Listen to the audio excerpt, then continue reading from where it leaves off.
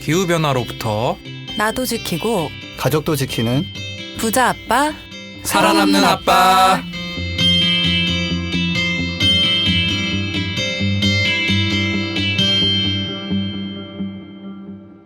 안녕하세요. 팟캐스트 부자 아빠 살아남는 아빠입니다. 기후변화로 급변하는 경제산업구조 속에서 우리들의 가족도 지키고 재산도 지킬 수 있는 방법을 지금부터 알려드립니다. 네, 안녕하세요. 주말에 지석쌤과 응봉산 등산 다녀온 김나연입니다. 네, 신현준 배우님에 이어 유명 유튜버 전기차 영업을 좀 하고 온 김지성입니다. 다음엔 또 누구 영업하나 물색 중입니다. 네. 추천 좀 해주세요. 팟캐스트 붓바살바를 1년간 진행하고 있는 차윤탁입니다. 뭐 좀 1년 정도 되니까 새로운 얘기가 별로 없는 것 같아요. 저희가 지난해 며칠에 시작했죠? 6월 4일이니까 거의 1년이 다 된 거죠. 진짜 거의 1년이네요. 그리고 저희 또 1년 맞아가지고 이벤트 한번 했었는데 아직 찾아가는 분들이 별로 없으시다면서요. 네, 맞아요. 이게 지금 19일 금요일에 방송이 되고 있을 텐데 다음 주 월요일, 그러니까 22일까지 애플 팟캐스트랑 팟빵에서 그 공지 확인하시고 GKR 이메일 통해서 이제 개인 정보랑 원하시는 책 순위 알려주시면 저희가 상품 발송해드리도록 하겠습니다. 네, 꼭 좀 보내주세요. 그 선물들이 기다리고 있습니다. 현재 주인분들을. 5분밖에 이메일을 안 네. 보내주셨다고. 다음에는 그냥 전기차 한 대씩 경품 걸죠 그냥. 그럼 연락 올 거예요. 비용은 비용 지석쌤이 감당하시나요? 비용은 아니 그런 얘기 한 적 없고요. 전기 장난감 자동차 정도는 되지 않을까. 전기차로 건 다음에 상품이 떨어져서 다른 거 보내드립니다. 책 보내면은 좀 더 원활한 게 가능하다. 정보를 빨리 주신다. 네, 그럼 저희 자체 광고주 분들의 광고 듣고 돌아올 수 있도록 하겠습니다. 플라스틱으로 넘쳐난 대한민국. 일회용 플라스틱 없는 장보기가 불가능할까요? 대형마트가 변하면 가능합니다. 그린피스의 플라스틱 제로 캠페인을 검색해 대형마트의 플라스틱 제로를 요구하세요.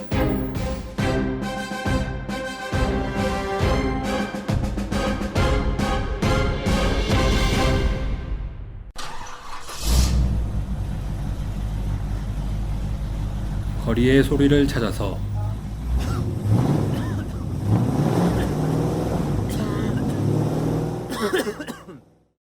이 소리는 기후위기를 심화시키는 내연기관차가 매캐한 매연을 뿜으며 지나가는 소리입니다.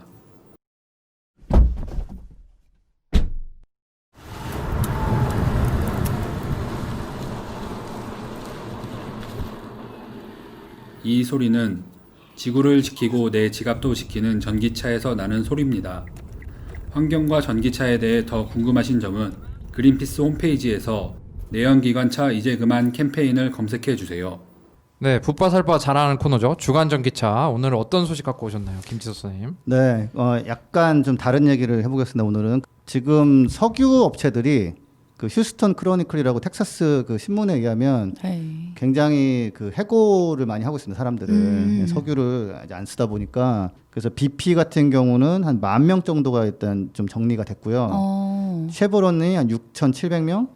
그다음에 그래서 이제 전국적으로 미국 전체에서 9만 명이 석유랑 가스 쪽에서 이제 일자리를 잃었어요. 그래서 이게 참 뭐랄까 안 됐으면서 그분들 얼마나 힘들겠어요. 예, 근데 동시에 이제 원래 뭐 석유나 가스는 좀 이래저래 사양화가 돼야 되는 거라서 천천히 진행될 것 같았던 일이 지금 빨리 진행된 건데 그 휴스턴 크로니클에서 그 쓴 기자가 근데 텍사스는 어차피 지금 미국에서 풍력으로 네. 넘버 원이거든요. 그래서 이제는 그 에너지 시장이 바뀌었으니 텍사스도 그거에 맞춰서 이제 석유나 가스에만 너무 의존하지 말고 거길 좀 넘어서 좀 바꿔야 될 것 같다. 이런 얘기를 했는데 사실 텍사스는 석유의 그 뭐랄까 본고장 같은 곳인데 네. 예, 거기서 이렇게 풍력으로 좀 넘어간다라는 게 이게 이제 세상의 변화다라는 거죠. 확실히 석유나 가스 같은 화석연료가 진짜 사양 산업이다 이렇게 얘기만 들었었는데 지금 얘기해 주신 걸 보니까 실제로 이렇게 대규모 해고가 일어나고 일자리를 잃게 되시는 걸 보면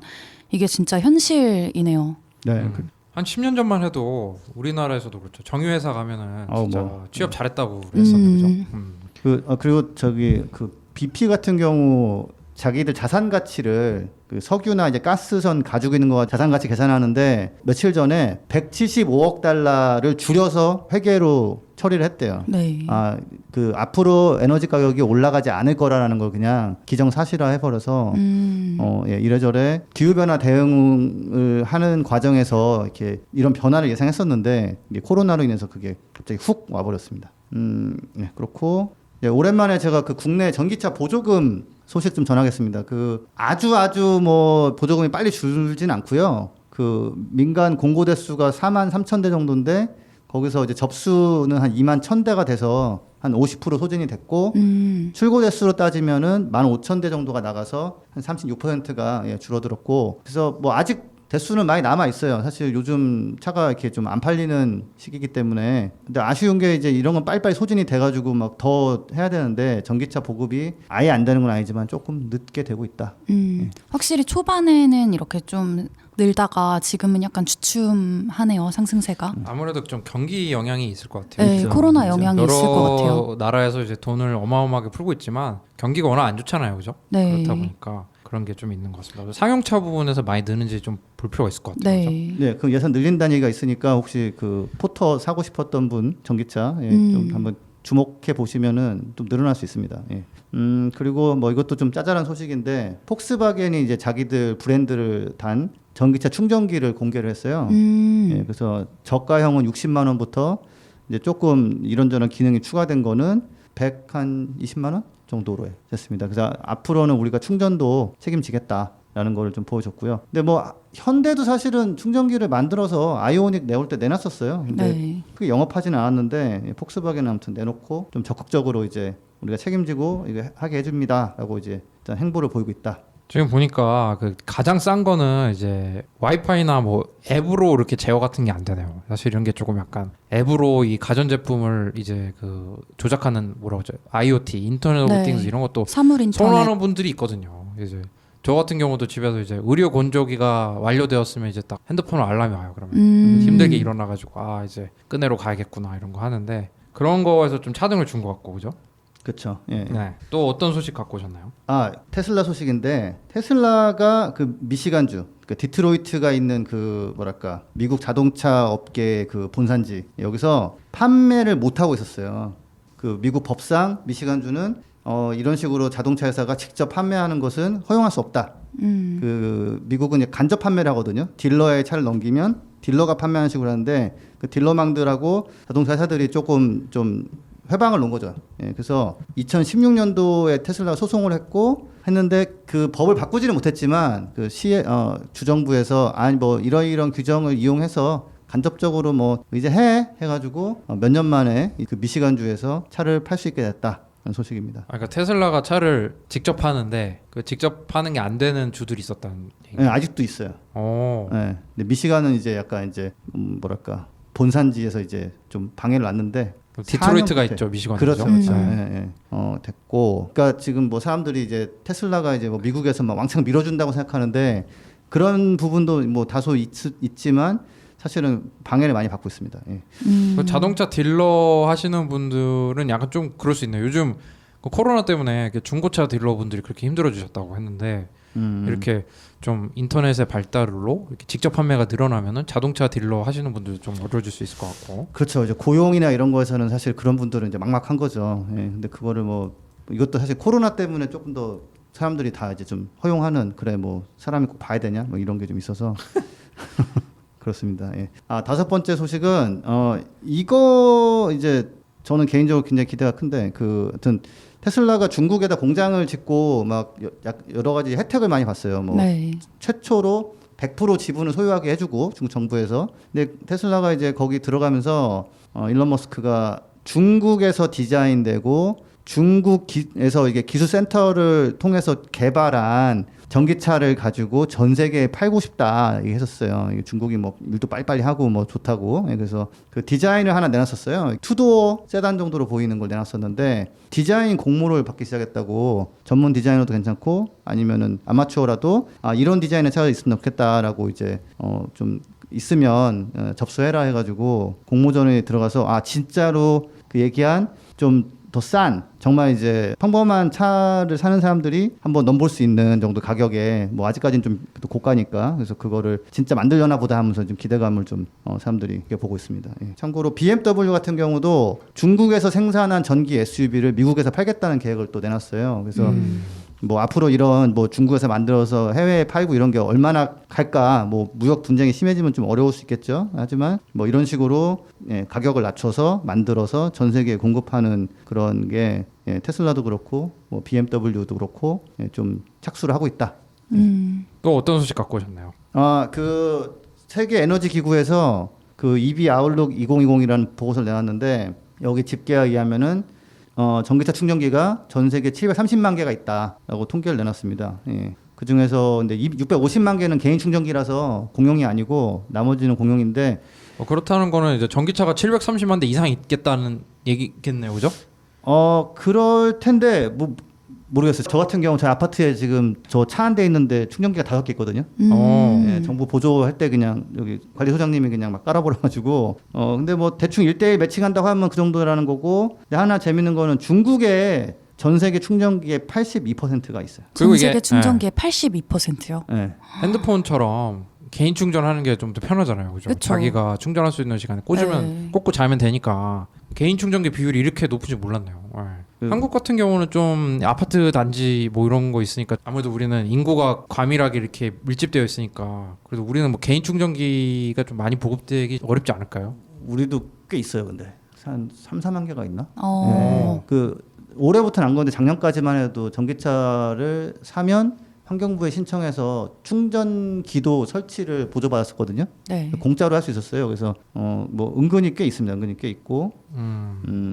마지막으로는 이것도 뭐 테슬라 소식인데 요즘 다른 브랜드는 정말 조용해요. 뭐 나오는 게 없어요. 모델 S 대형 세단이 미국 환경청 연비 인증에서 1회 충전 거리 402마일을 달성해서 인증을 받았습니다. 그래서 킬로미터로 하면 646km예요. 1회 충전에서 600 충전해서. 거의 50km를 가는 거네요. 그렇죠, 그렇죠. 네. 예, 받았고 이게 이제 원래는 그 전까지는 수소차, 전기차를 통틀어서 현대 수소차 넥소가 380마일로 611km로 가장 장거리 주행이 가능했었는데 네. 이제 보통 이제 수소차를 얘기하시는 분들이 수소가 장거리가 가능하고 전기는 뭐 단거리 뭐 이런 식으로 했었는데 역전이 됐습니다. 다만 가격은 여전히 모델 S가 더 비싸고요. 또 전기차가 진짜 말씀하신 것처럼 수소 전기차보다 이제 주행거리 짧다 이렇게 이제 알려져 있는데 요번에 수소 전기차보다 더 많이 나온 거잖아요. 네. 그렇죠. 예. 어떻게 이렇게 될 수가 있었나요? 배터리 기술이 발달해서? 테슬라에서는 4가지 정도 얘기하는데 일단은 중량을 감소시켰다. 이 모델 S가 한 8년 된 모델이에요. 차체 자체의 중량을요? 뭐 거기 그 시트도 좀 가볍게 하고 배터리도 좀 가볍게 만들고 뭐 모터도 약간 경량 부품을 써가지고 뭐 내구성을 유지하면서 중량을 많이 줄일 수 있었다. 그거 얘기하는 거하고 그다음에 그 에어로 휠이라고 좀 이게 답답해 보이는 그 휠이 있어요. 공기 마찰을 줄인 그거하고 저마찰 타이어를 가지고 한 2% 정도 주행 거리를 올렸고 그다음에 뭐 AC 인덕션 모터라는 게 있는데 거기 이제 기계식 오일 펌프를 전자식으로 교체하고 모터 기압 박스 전류 내는 걸 뭐 개선하고 해서 또 이제 고속 주행할 때 2% 주행 거리 늘리고 그리고 마지막으로는 회생제동 장치를 또 더 개선해가지고 그 전에는 그냥 저속에서는 그냥 버려라 에너지 버렸는데 그것까지 끝까지 회수하는 식으로 바꿔가지고 종합한 결과로 드디어 400마일의 벽을 좀 넘어서서 잔잔한 화제를 모으고 있습니다. 이건 큰 뉴스네요. 네. 전기차가 수소차의 충전 거리보다 뛰어넘어 버리면은 이거 그쵸, 내연기관은 사실 연료 탱크를 좀 더 붙이면 더 많이 가는 거긴 한데 그래도 뭐 조만간 내연기관차도 같은 동급의 내연기관차보다 더 많이 가게 되지 않을까 한번 기대를 한번 해 봅니다. 네, 그 참고로 대형 세단 같은 경우는 연비가 좀 안 좋아서 뭐 지금도 테슬라 모델 S 전기차가 뭐 벤츠 S 클래스 이런 데 것보다는 좀 더 멀리 갈 거예요. 그러니까 아무튼 전기차가 뭐 단거리만 간다 이런 거는 이제 점점점 깨지고 있는데 이번에 한번 또 조금 이런 성과가 있었다. 네, 좋은 소식 감사합니다. 부자 아빠, 살아남는 아빠. 네, 오늘도 바람 잘 날 없나요? 지구재난 방송 김난 선생님 어떤 소식 갖고 오셨나요? 오늘은 저희가 겨울에 많이 얘기했었죠. 그 따뜻한 겨울에 이어서 또 무더운 여름 사실 예상은 했잖아요. 근데 네. 실제로 이제 무더운 여름이 찾아올 것이다 라는 그런 보고서가 나와가지고 그 소식을 가지고 왔는데요. 이제 올해 여름에 이제 한반도에 폭염 발생 가능성이 평년보다 높을 거다라는 소식이 나왔어요. 일요일이죠. 이제 지난 14일에 기상청 기상과학원에서 지정한 울산과학기술원 유니스트라고 부르죠. 알아요. 여기 폭염 연구센터가 올해 폭염을 전망한 보고서를 발표를 했는데 이제 우리나라랑 이제 우리나라가 아닌 국외의 그런 연구소 자료를 다 바탕으로 이렇게 보고서를 펴냈대요. 근데 이 중에서 올여름 폭염 전망 부분을 살펴보면 한반도뿐만 아니라 지금 동아시아 지역 전체에서 평년보다 높은 기온이 나타날 확률이 50% 이상이다. 근데 절반 이상이면 사실 굉장히 높은 거거든요. 그래요? 약간 이거 아니면 이거 아니에요? 50%면? 근데 지금 네. 미국에서도 지금 미국 자체가 올여름이 가장 뜨거울 것이다 라고 하는데 가장 높게 예측한 게 50%가 조금 넘었었거든요. 평년에도 어쨌든 더웠으니까. 네. 근데 앞으로 계속해서 뭐 상승할 거지만 어쨌든 지난 30년보다는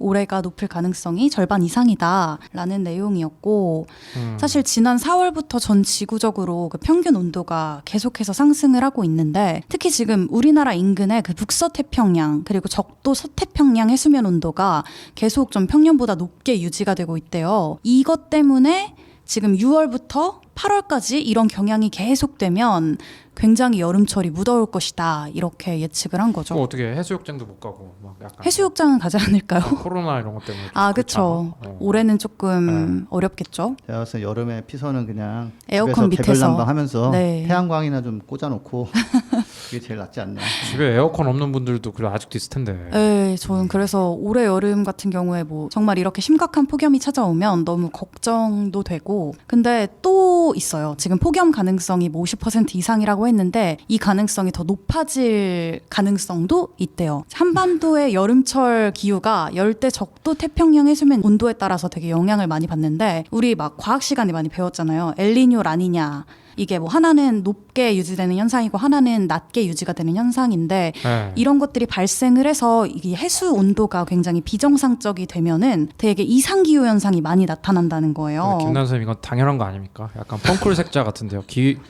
온도가 높아지면 더워진다. 그 약간 네, 펑클 색자에서 가지고 왔고요. 네, 온도가 높아지니까 더워진다는 말씀이죠. 아니 근데 네. 라니냐 현상은 사실 높게 유지되는 건 아니고 낮게 유지가 되는 현상인데 네. 지금은 라니냐 상태로 슬슬 전환할 가능성이 점쳐지는데 라니냐 상태로 전환이 되더라도 우리나라의 폭염 가능성은 더 높아진다. 그래서 덥다고 이제 쉴 수 없지 않나요? 학생들도 이제 방학 뭐 코로나 때문에 뭐 방학 거의 없는 거 아닌가요?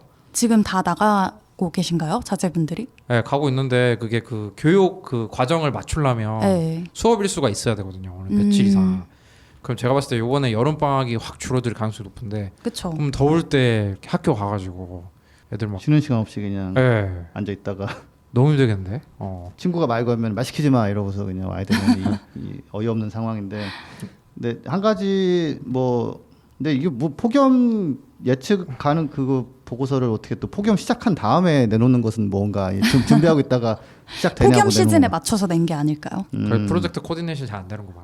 전망을 조금 더 일찍 하셨으면 또 자신감 있어 보였을 텐데. 예. 네. 근데 한 가지는 하여튼 랄니냐가 와도 예전 랄니냐보다는 더 따뜻할 거예요. 왜냐하면 전체적으로 온도가 올라오기 때문에 네. 별로 이렇게 안 더운 여름은 이제 기대할 수가 없다. 그렇죠. 예, 어차피 여름도 1910년도 뭐 이때 대비는 한 40일 정도 늘어났기 때문에 네. 그냥 견디면서 가는데 이놈의 코로나까지 있으니까 어디 가가지고 이제 단체로 부쩍거리면서 좀 하는 것도 어렵고 잘 모르겠습니다. 저도 이제 어떻게 해야 되나 근데 계속 덥다. 그거는 뭐 그냥 알고 계셔라. 예. 아니 온도가 네. 이렇게 높아지면은 그 막 우리 옛날에도 했었잖아요. 폭염 때문에 사람들 많이 힘들고 하는데 또 어떤 그런 피해가 또 예상되는 부분이 있나요? 네, 실제로 다음 달 중순쯤에 네. 또 피해가 예견이 됐는데 우리나라 연안 수온 이야기를 또 안 할 수가 없잖아요. 네. 지금 해수 온도 얘기를 했는데 우리나라 연안 수온도 평년 대비 0.5도에서 1도 정도가 높을 것으로 지금 전망이 되고 있대요. 많이 되게 높은 높아지는 거죠. 거죠. 여기서 퀴즈.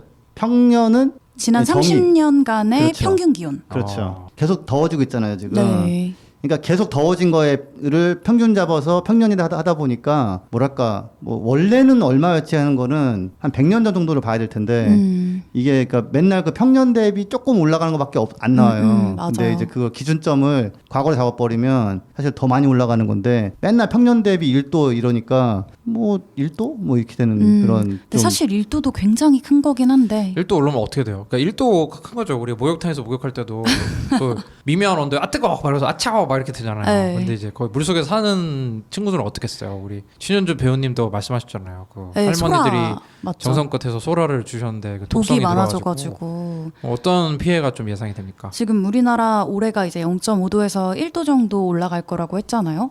근데 이제 7월 중순에 고수온주의보가 발령이 될 것으로 이제 예상이 되는 거예요. 지난해보다 굉장히 빠른 시기고 네. 지난 4년 동안 우리나라에서 고수온으로 그 양식장들이 피해를 본 게 870억 원이 넘는데요. 오.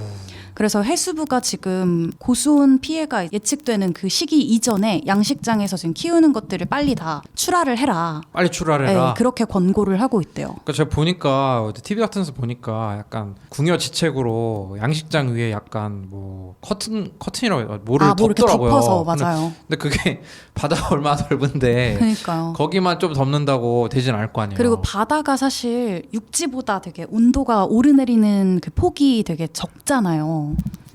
그리고 저기 양어장에 이렇게 멀리서 차가운 물을 펌프로 끌어가지고 넣어주기도 하고 뭐 산소 발생시키기도 하고 하는데 전 위에다 태양광 덮는 경우도 있어요. 그 그늘 만들려고. 맞아. 예, 근데 이제 그것도 한계가 있고 7월 중순 이전에 출하라고 했는데 그러면 좀 더 더워지면 이제 7월 초순, 나중에는 뭐 6월 하순. 그럼 도대체 물고기는 언제 자라야 되는 것인가? 예, 그러니까 이게 이제 그래서 기후 위기고 막아야 된다 이렇게 하는 게 양식으로 이렇게 고기 키우는 거 뭐 좋은 거 아니에요 별로. 거기 뭐 그렇죠. 사료는 환경적인 건 아니죠. 예, 항생제 막 뿌리고 막 이런 건데 네. 그조차도 이제는 하지 어려워진다. 그래서 또 여기서 이제 리빙 포인트를 찾아보면 7월 중순 이전에 싸게. 예, 광어회랑 뭐 전복 같은 게 좀 싸게 나오지 않을까. 우리 페스코 이런 리빙 포인트. 나도 생각했어요. 예, 리빙 포인트. 40대 가장들은 생각한 게 비슷해서. 그때 진짜 막 그런 거 TV에 나오잖아요. 전복을 라면에 넣고 끓여 먹고 사실 그런 거 꿈꾸기 힘들거든요. 예. 전복은 항상 하나씩 예, 넣고 먹으면 집에 하나씩 있는 거라고요? 네, 전복을 지석 쌤은 라면 드실 때 하나씩 넣어 드시는 신라면이랑 걸로. 어울려요.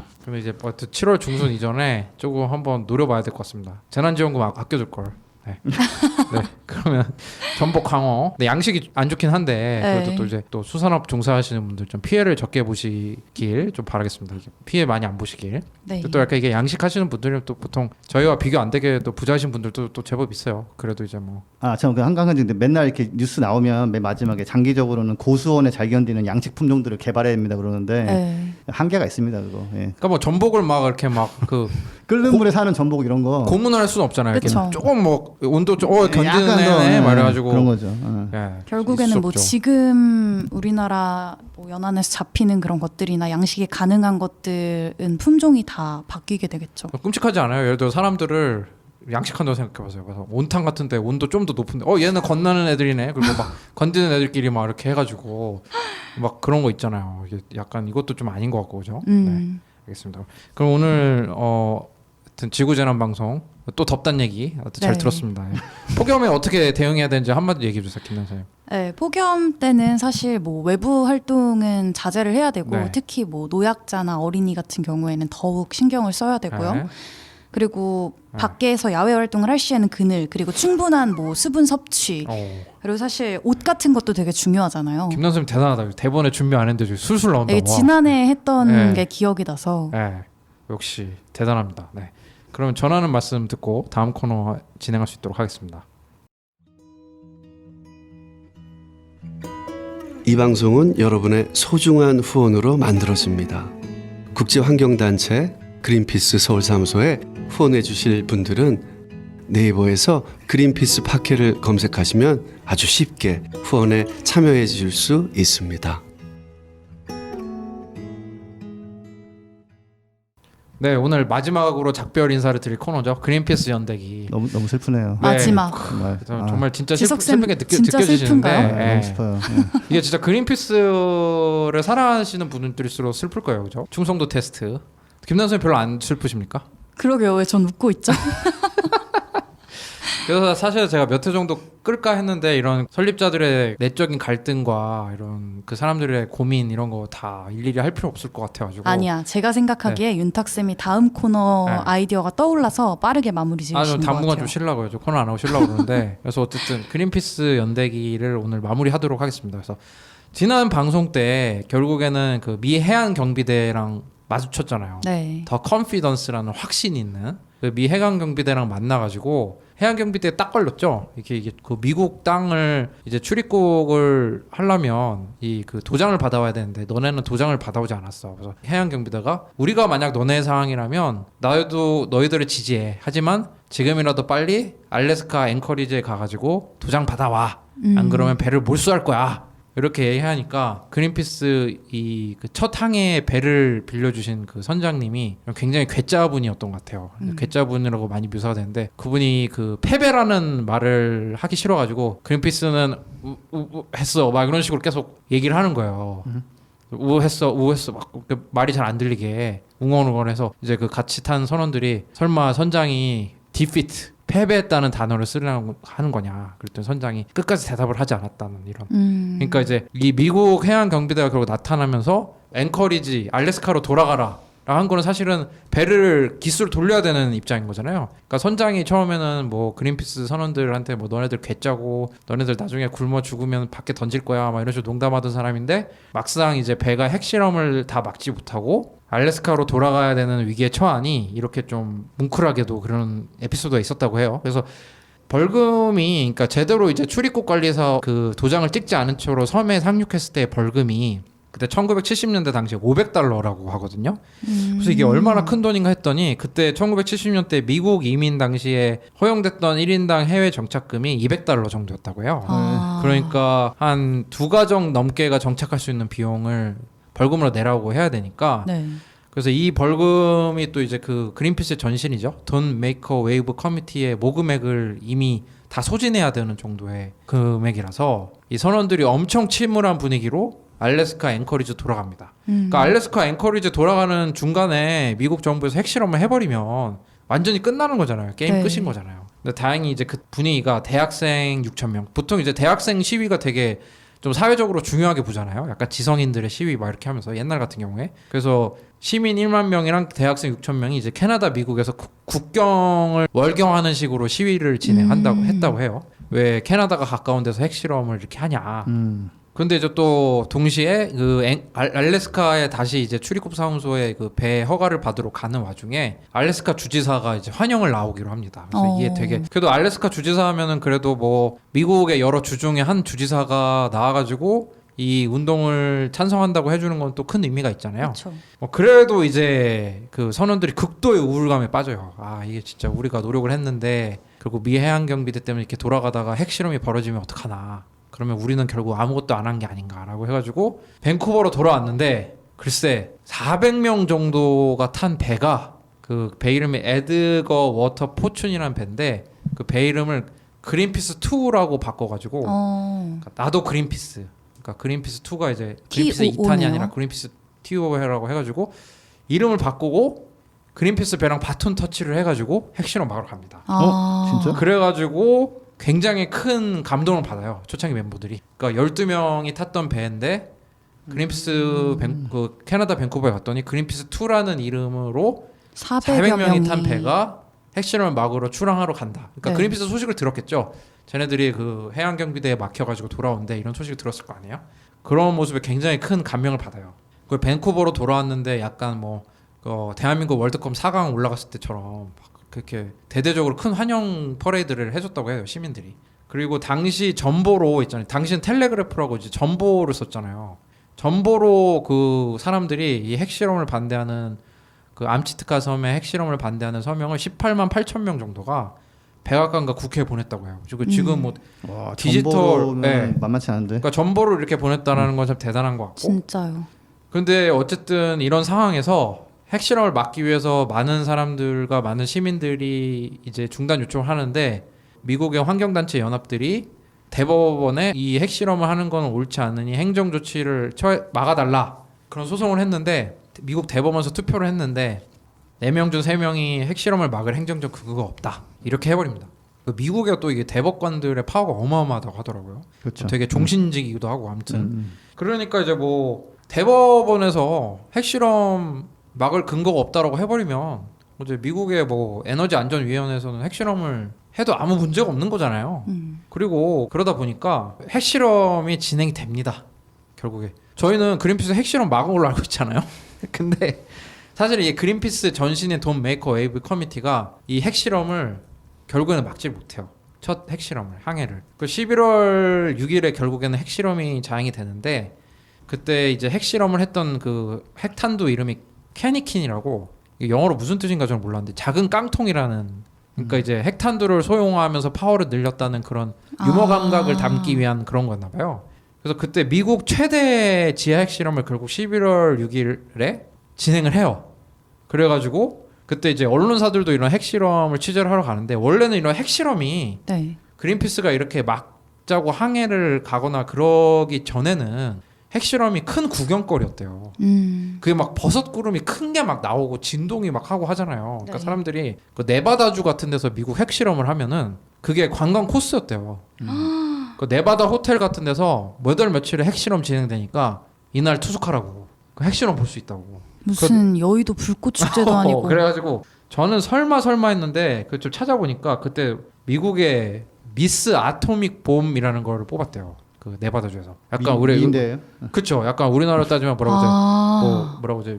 미스 뭐 고추 아가씨 이런 거 같은 거 있잖아요. 막 약간 세상에. 그런 것처럼 뭐 미스 춘향 뭐 이런 것처럼 약간 우리 지금은 뭐 여성을 그렇게 하는 거를 이제 반대하고 있잖아요. 네. 근데 이제 당시에는 그 미스 아토믹 봄이라고 해가지고 약간 그 머리에 왕관도 약간 그 핵폭탄에 터졌을 때 그 퍼지는 그런 모양으로 해가지고 찾아봐야겠다. 이게 진짠가 해가지고 제가 찾아봤거든요. 네. 그랬더니 이제 그 더 킬러라고 이제 미국의 네바다주 출신의 유명한 얼터너티브 락 밴드가 있더라고요. 여러분도 뭐 얼터너티브 락 좀 들으십니까? 유튜브. 아니요. 네, 뭐 유튜브. 근데 저 네, 지금 말씀하는 중간에 네. 이 구글에 찾아봤는데 네. 진짜 버섯구름 모양의 왕관을 쓰고 이렇게 그렇죠. 네. 그래서 옷도 비슷하게 입고 맞아요. 그래서 더 킬러라고 이 밴드가 2012년인가 노래도 냈어요. 이게 한국에도 내한 공연 왔던 밴드인데 미스 아토믹 봄이라고 노래가 있어요. 한번 들어보세요. 약간 좀 괜찮은 노래인데 그러던 시대인데 그린피스랑 여러 환경단체들이 이 핵실험이 얼마나 위험한 거고 구경거리가 아니라는 거를 이슈 던졌잖아요. 그런데 이제 핵실험을 진행해야 되잖아요. 이런 반대 여론 속에. 그쵸. 그래서 이제 또 정치인들이 또 기가 막힌 그런 수루를 이제 생각해내가지고 그 미국의 원자력 에너지 위원회 회장이 당시 제임스 슐레진저라고 근데 자기 10대 딸을 핵실험 현장에 데리고 갑니다. 그래가지고 쇼맨십이네요 진짜. 뭐라고 드립을 치냐면 소풍 가기 좋은 곳이다. 이만큼 안전하다. 어디를 내가 내 소풍을 딸을 데리고 와서 볼 만큼 안전하다라고 하면서 결국 핵실험을 하는데 그린피스가 우려했던 것처럼 그 7.2 리히터 정도의 지진이 발생을 해요. 그래서 그 섬 지역에 그게 이 지진이 그러니까 핵실험을 통해서 이런 지진이 발생하는 거잖아요. 이게 어느 정도 스케일이냐면은 미국의 샌프란시스코 대지진과 같은 수준의 그런 게 발생하니까 그 근처에 있는 원주민들은 되게 많이 피해를 받았을 거고 그쵸. 그리고 그린피스 2라는 배가 가는 도중에 이제 터져요. 그래서 그린피스 2라는 그 배에 탔던 사람들도 엄청난 그런 파도 같은 걸 느낄 정도로 이제 결국엔 핵실험을 막지 못합니다. 그러면은 뭐 영원 핵실험을 못 막은 거 아니고 이렇게 캐니킨이라는 이 핵탄두 실험을 보통 한 번만 하는 게 아니고 여러 번 하는데 네. 요 한 번 하고 더 이상 추가적으로 진행을 하진 않아요.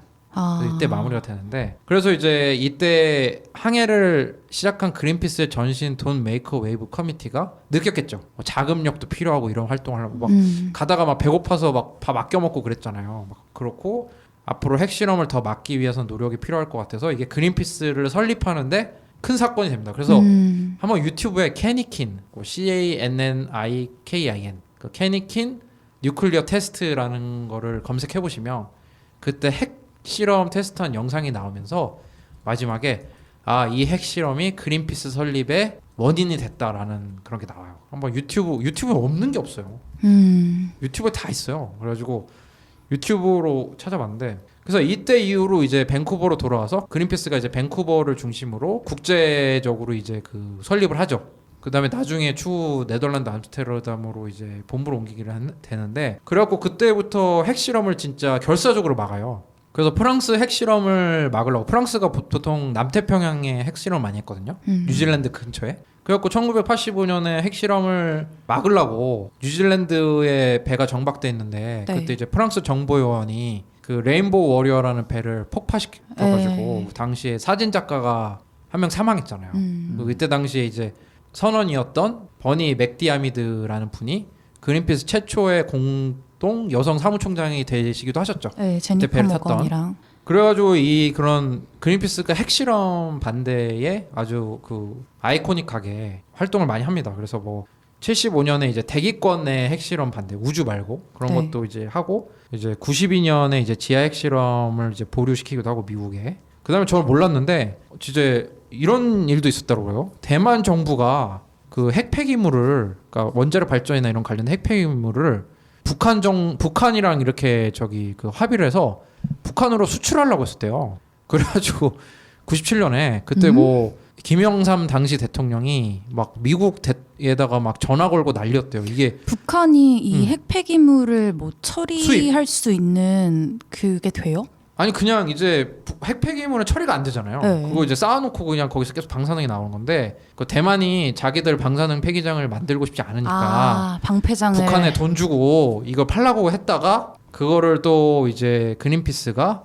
그때 되게 구체적이에요. 6만 배럴 정도 그 저준위 핵폐기물을 황해북도 평산에다가 이제 폐광산에다가 옮기려고 했는데 이것도 이제 한국의 NGO들이랑 그린피스가 나서서 막기도 하고요. 그다음에 아마 어렸을 때 기억나실지 모르겠지만 동해에다가 네. 그 소련이 이제 망하면서 이제 여러 가지 비즈니스를 하는데 그 핵폐기물을 또 자기들이 이제 대신 처리해주겠다. 사실 처리가 안 되죠. 그래서 그거를 처리는 해줘요. 갔다가 그러니까 바다에서 갔다가 그냥 이제, 예. 던져버리는. 아니 이렇게 폐기물 처리 방법도 없으면서 무작정 사용을 하는 것도 참 답이 없네요. 그렇죠. 그래가지고 그거를 이제 또 그린피스가 어떻게 알고 이게 동해에 갖다 버리는 거를 막기도 하고 그리고 이제 그 이후로 이제 미국과 당시 소련이 이제 우리 핵무기 너무 많이 만들지 말자 이런 협약도 하기도 하고 이제 뭐 포괄적 핵실험 금지 조약 이런 것도 하기도 하고 그래서 그린피스가 이런 거에 많은 노력을 기울였고요. 그다음에 최근까지 가장 핵실험을 해오고 있는 나라는 어디일까요? 북한. 북한이죠. 네. 많은 분들이 모르시는데 그린피스가 북한 핵실험을 할 때마다 규탄한 성명을 냈습니다. 계속. 예. 그래가지고 이제 이런 활동을 이 첫 항해에서 계속돼서 이렇게 발전하게 됩니다. 그게 이제 그린피스 첫 항해에 대한 얘기였는데 어떠셨나요? 뭐 나연쌤 뭐 듣느라 고생하셨는데 저는 네. 사실 이 핵실험을 암치트카 핵실험을 막았다고 알고 있었는데 한 번의 핵실험은 벌어졌고 그 추후에 일어나는 핵실험을 막았다라는 사실이 되게 좀 네. 새로웠어요. 네, 그렇죠. 저희도 잘 모르던 사실이었는데 네. 알고 봤더니 오히려 그때 막지 못한 게 오히려 더 자양분이 돼가지고 그린피스는 단체가 생기게 된 거죠. 그리고 앞으로. 그린피스2라는 배가 또 출항을 했다는 것도 네. 처음 알았고. 그래서 그때 이제 좀 세계적인 단체로 성장했던 그런 첫 항해가 된 거죠. 네. 제가 이제 그 멸종저항 운동 하는 사람도 인터뷰를 하나 봤는데 네. 거기서 약간 좀 슬픈 얘기가 나온 게 뭐냐면 NGO는 그냥 실패의 역사다. 그러니까 계속 실패하는데 어쨌거나 계속 하면서도 나름대로 또 지나고 보면 또 뭐 성과가 있지만 아무도 안 막던 걸 막으려고 하다 보면은 결국은 실패를 처음에는 특히나 겪을 수밖에 하게 없죠. 되고 근데 이제 그게 또 그다음 동력이 되고 이렇게 한다고 하는데 뭐 그린피스도 실패로 시작해서 쌓아 올린 조직이다라는 거를 저도 다시 한번 알게 되네요. 네. 하지만 이제 저희는 더 이상의 실패보다는 성공을 꿈꾸고 있습니다. 또 팟캐스트도 좀 이 성공할 수 있도록 성과주의 많은 구독 윤탁쌤. 부탁드리겠습니다. 그래서 저의 코너는 이 정도 끝났고요. 네. 좀 그린피스에 대해 좀 잘 모르셨던 분들이 좀 이해도를 높였으면 좋겠다는 생각이 좀 했는데 또 내년에 또 저희 그린피스 설립 50주년이잖아요. 네. 그죠? 그래가지고 또 그린피스 이해에 많은 도움이 됐으면 좋겠습니다. 네, 그러면 또 전하는 말씀 듣고 방송 마무리할 수 있도록 하겠습니다.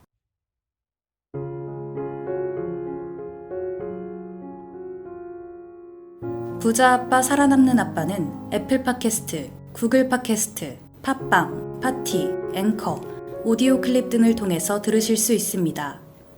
방송에 대한 의견이나 참여를 원하시는 분들은 gkr@greenpeace.org로 메일을 보내주시면 저희가 정기적으로 확인하겠습니다. 부자 아빠 살아남는 아빠.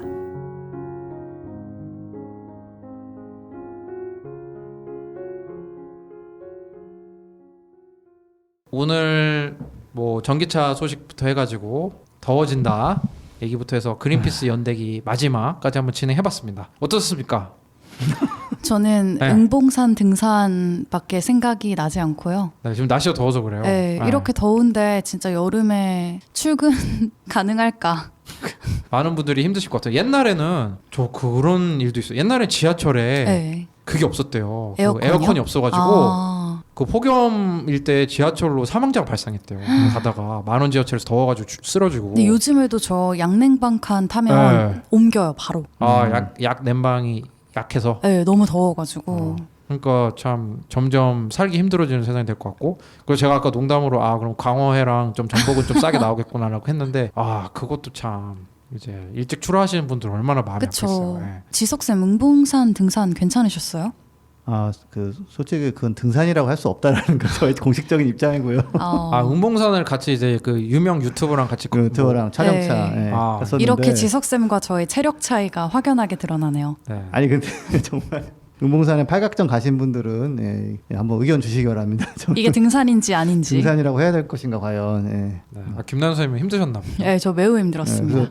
저 촬영할 때 의리로 따라 올라오셨는데 네. 제가 그게 뭐 등산이냐고 지석쌤 심지어 양복 입고 올라가셨거든요. 네. 크록스 신고. 저희 청취자 여러분들도 이게 날씨 더워지니까 항상 조심하시고 네. 진짜 항상 날씨를 자주 보시고 뭐 체감 온도가 막 35도 이상 이렇게 되면은 실외 활동을 웬만하면 진짜 하지 마세요. 자제하셔야죠. 좀 나가 있으면 진짜 잘못될 수 있거든요. 네. 그래가지고 좀 제발 자제를 좀 부탁드리고, 그리고 이제 뭐 또 7월 중순에 또 이렇게 광어에 기다리고 그러지 마시고. 윤탁쌤 근데 기다린다. 그때 우르르 나오면 그때 소비 안 해주면 그것도 골치 아파요. 맞아요. 그것도 예. 맞네요. 7월 초에 우르르 나오면 그냥 한 마리씩 먹읍시다. 또 백종원 선생님이 어디 전화에 걸어가지고 팔아달라 막 그러지 않을까라는 생각이 드는데, 어쨌든 오늘 방송 여기까지 마무리하도록 하겠습니다. 네, 그러면은 그 팟빵 뮤직에 머플리아토님이 부릅니다. 서울살이 노래 듣고 마무리할 수 있도록 하겠습니다. 서울살이 쉽지 않죠, 그죠? 네, 한번 좋은 노래 한번 들어보도록 하겠습니다. 그럼 저희 또 다음에 더 좋은 소식으로 돌아올 수 있도록 하겠습니다. 감사합니다. 감사합니다.